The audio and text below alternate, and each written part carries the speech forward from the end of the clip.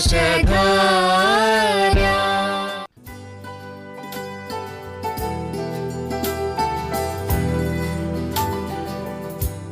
Piles, fistula, Fisher തുടങ്ങിയവയുടെ കാരണങ്ങളെയും പ്രതിവിധികളെയും കുറിച്ച് ആയുർവേദ ചികിത്സാ വിദഗ്ധൻ ഡോക്ടർ ജിക്കു ഏലിയാസ് ബെന്നി സംസാരിക്കുന്നു.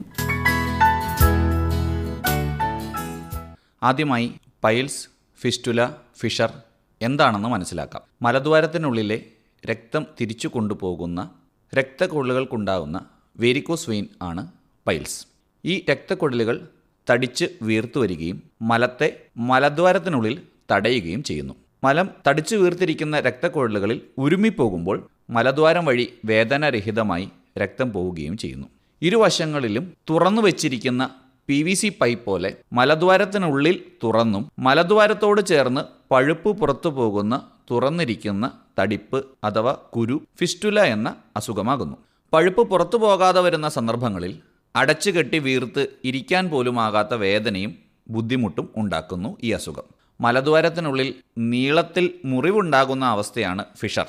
രോഗത്തിൻ്റെ തുടക്കത്തിൽ മലവിസർജനത്തിന് ശേഷമുള്ള സഹിക്കാനാകാത്ത വേദന, നീറ്റൽ, മലത്തോടൊപ്പം ചെറിയ അളവിൽ രക്തം പോകുന്നതുമാണ് ഫിഷറിൻ്റെ ലക്ഷണം. എന്തൊക്കെയാണ് മൂലവ്യാധികളുടെ കാരണങ്ങൾ എന്ന് നോക്കാം. ഇന്നത്തെ ജീവിതശൈലിയിലെ വ്യത്യാസം ഈ രോഗാവസ്ഥകൾക്ക് പ്രധാന കാരണമാകുന്നു. പൈൽസ്, ഫിസ്റ്റുല, ഫിഷർ എന്ന അസുഖങ്ങൾ തടയുന്നതിനായി എന്തൊക്കെ കാര്യങ്ങൾ ശ്രദ്ധിക്കാമെന്ന് നോക്കാം. കൃത്യമായ സമയത്ത് വിശപ്പനുസരിച്ച് ആഹാരം കഴിക്കാനും അത് വേണ്ടത്ര അളവിൽ സ്വീകരിക്കാനും ശ്രദ്ധിക്കാം. എല്ലാ ഭക്ഷണങ്ങളും ഉൾപ്പെട്ട പോഷകസമ്പുഷ്ടമായ ആഹാര രീതി ശീലിക്കുന്നത് നല്ലതാണ്.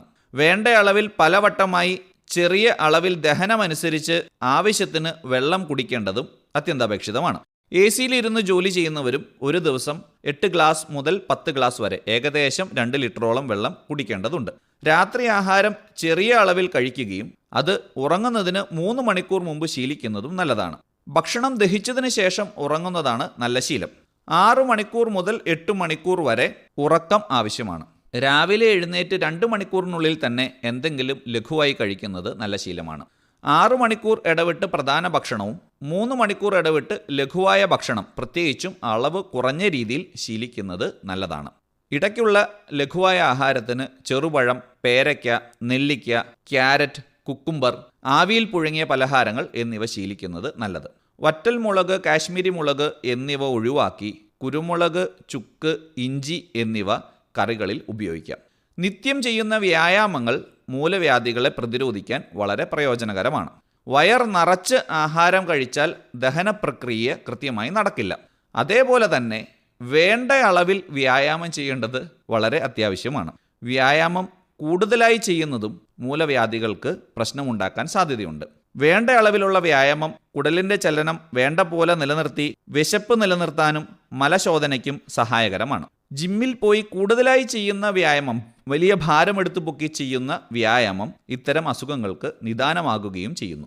പെട്ടെന്ന് ഭാരം കുറയാനായി പിന്തുടരുന്ന അശാസ്ത്രീയ മാർഗങ്ങൾ, പരസ്യ ഉൽപ്പന്നങ്ങൾ തുടങ്ങിയ രീതികളും മൂലവ്യാധികൾക്ക് കാരണമാകുന്നു.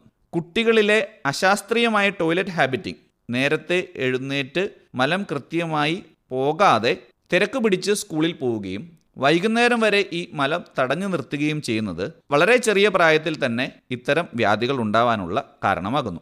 ചുരുക്കത്തിൽ ആഹാരം, ഉറക്കം, വ്യായാമം, നല്ല ശീലങ്ങൾ തുടങ്ങിയവ മൂലവ്യാധികളെ പ്രതിരോധിക്കാനായി വളരെയധികം സഹായകരമാണ്. ഇന്ത്യൻ ടോയ്ലറ്റ് ഉപയോഗിക്കുന്നതും പരിപൂർണമായി മലം പുറത്തു കളയുന്നതിന് സഹായകരമാണ്. മറ്റസുഖങ്ങൾ പകരില്ല എന്നതും ഇന്ത്യൻ ടോയ്ലറ്റിൻ്റെ ഗുണമാണ്. വെണ്ണ മാറ്റിയ മോര് നിത്യം ഉപയോഗിക്കുന്നതും നാച്ചുറൽ സോഴ്സിൽ നിന്നുള്ള ഫ്രൂട്ട്സും വെജിറ്റബിൾസും ധാരാളം ഭക്ഷണത്തിൽ ഉൾപ്പെടുത്തുന്നതും വളരെ പ്രയോജനപ്രദമാണ്. ഇനി രോഗാവസ്ഥയിലുള്ളവർ എന്തൊക്കെ കാര്യങ്ങൾ ശ്രദ്ധിക്കണമെന്ന് നോക്കാം. രോഗലക്ഷണങ്ങളുടെ തുടക്കത്തിൽ തന്നെ കൃത്യമായ രോഗനിർണയം നടത്തുക എന്നുള്ളത് തന്നെയാണ് ഏറ്റവും പ്രധാനപ്പെട്ട കാര്യം. രക്തം പോകുന്നതിനെ പേടിക്കാതെ വിദഗ്ധ ഡോക്ടറുടെ സേവനം തേടുക എന്നുള്ളതാണ് നല്ല കാര്യം. സ്വയം ചികിത്സയും അനാവശ്യമായ പരിശോധനകളും നടത്തേണ്ടതില്ല. എല്ലാ ഗവൺമെൻറ്, പ്രൈവറ്റ് ആയുർവേദ മെഡിക്കൽ കോളേജുകളിലെ ശല്യതന്ത്ര വിഭാഗം OP, ജില്ലാ കേന്ദ്രങ്ങളിലുള്ള മർമ്മ സ്പെഷ്യലിസ്റ്റ് ഡോക്ടറുടെ സേവനം, പ്രൈവറ്റ് സ്ഥാപനങ്ങളിലുള്ള ഏനോറട്ടൽ സ്പെഷ്യലിസ്റ്റ് ഡോക്ടർ, അതുമല്ലെങ്കിൽ തൊട്ടടുത്ത അലോപ്പതി ആശുപത്രിയിലെ സർജൻ എന്നിവരെ കണ്ട് പരിശോധിച്ചു നോക്കി രോഗനിർണയം നടത്തേണ്ടത് അത്യന്താപേക്ഷിതമാണ്. ഇത് ആരോടും പറയാൻ പാടില്ലാത്ത, രഹസ്യമായി സൂക്ഷിക്കേണ്ട അസുഖമാണെന്ന തെറ്റിദ്ധാരണ ഈ നൂറ്റാണ്ടിലെങ്കിലും സമൂഹത്തിൽ നിന്ന് മാറണം. അതിനുവേണ്ടി, അതായത് ഈ രോഗം രഹസ്യമാക്കി വെക്കാൻ വേണ്ടി ചെയ്യുന്ന ഒറ്റമൂലികൾ, വ്യാജ ചികിത്സകൾ തുടങ്ങിയവയെല്ലാം രോഗിക്ക് തന്നെ ഭാവിയിൽ ഭവിഷ്യത്തായി ഭവിക്കും. പരസ്യങ്ങളുടെ പിന്നാലെയുള്ള ഓട്ടവും അതേ ഫലം തന്നെയാണ് ഉളവാക്കുന്നത്. അടുത്ത വീട്ടിലെ ചേട്ടൻ അല്ലെങ്കിൽ ചേച്ചി പറയുന്ന അനുഭവം അവരുടെ അസുഖത്തിൻ്റെതാണെന്നും അത് തൻ്റേതാണോ എന്ന് അറിയാതെ അതേ കാര്യം ചെയ്യുന്നത് പാർശ്വഫലങ്ങൾക്കിടയാക്കും.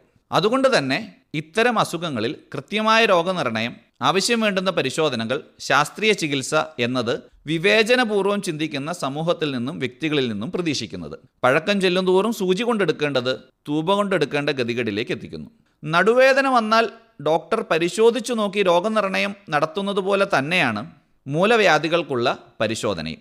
വൈദ്യനിർദ്ദേശപ്രകാരം ഓരോ രോഗങ്ങൾക്കും അവസ്ഥയ്ക്കുമനുസരിച്ച് ആഹാരക്രമങ്ങളിലും ശീലങ്ങളിലും വ്യത്യാസമുണ്ടാകും. രാത്രി ആഹാരം ഉറങ്ങുന്നതിന് 3 മണിക്കൂർ മുമ്പേ ശീലിക്കുന്നതും രാവിലെ എഴുന്നേറ്റുടനെ സേതുബന്ധാസനം, പവനമുക്താസനം തുടങ്ങിയ യോഗാസനങ്ങൾ ശീലിക്കുന്നതും ഉപകാരപ്രദമാകും. ത്രിഫല ചൂർണം ചേർന്ന മരുന്നുകൾ ഇട്ട മരുന്നുവെള്ളത്തിൽ, അതായത് അവഗാഹം എന്ന ചികിത്സാ രീതി 5 മിനിറ്റ് വെള്ളത്തിൽ മുങ്ങിയിരുന്ന് ചെയ്യുന്നത് ഗുണകരമാണ്. വെണ്ണ മാറ്റിയ മോര്, ചെമന്നുള്ളി, കറിവേപ്പില, ഇഞ്ചി, മഞ്ഞൾപ്പൊടി എന്നിവ ചേർത്ത് സംസ്കരിച്ച് വൈദ്യനിർദ്ദേശപ്രകാരം ഉപയോഗിക്കുന്നതും വളരെ നന്നാകും. ചെറുധാന്യങ്ങൾ ഒരു നേരം മാത്രം ആഹാരത്തിൽ ഉൾപ്പെടുത്തുന്നത് നല്ലതാണ്. ആയുർവേദത്തിൽ മൂലവ്യാധികൾക്കുള്ള ചികിത്സാ സാധ്യതകൾ പരിശോധിക്കാം. ഫിഷർ എന്ന അസുഖത്തിൽ 95% രോഗികളിലും ഔഷധസേവയും പഥ്യനിർദ്ദേശങ്ങളുടെ പാലനവും അസുഖത്തെ ശമിപ്പിക്കും. പൈൽസിൻ്റെ 2ാം ഘട്ടം വരെ ഔഷധസേവയും പഥ്യനിഷ്കർഷയുമാണ് വേണ്ടത്.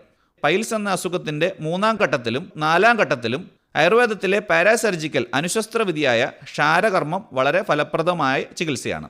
റെക്ടൽ പ്രൊലാപ്സ് എന്ന അവസ്ഥയുടെ ആദ്യഘട്ടത്തിലും ക്ഷാരകർമ്മ ചികിത്സ ഫലപ്രദമാണ്.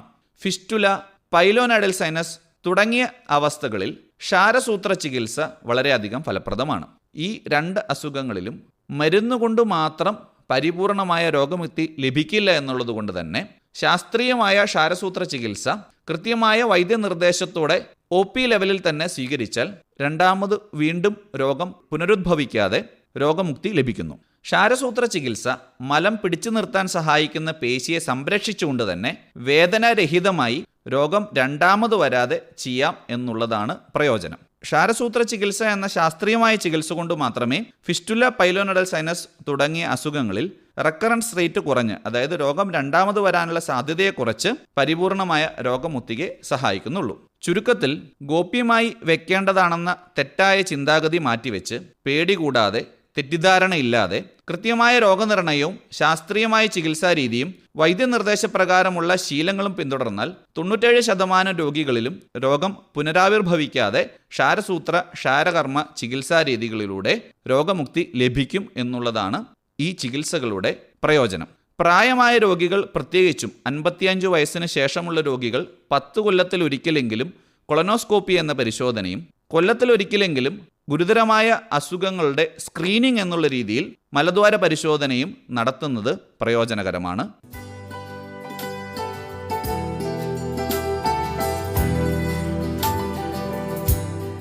പൈൽസ്, ഫിസ്റ്റുല, ഫിഷർ തുടങ്ങിയവയുടെ കാരണങ്ങളെയും പ്രതിവിധികളെയും കുറിച്ച് ആയുർവേദ ചികിത്സാ വിദഗ്ധൻ ഡോക്ടർ ജിക്കു ഏലിയാസ് ബെന്നി സംസാരിക്കുകയായിരുന്നു ഇതുവരെ.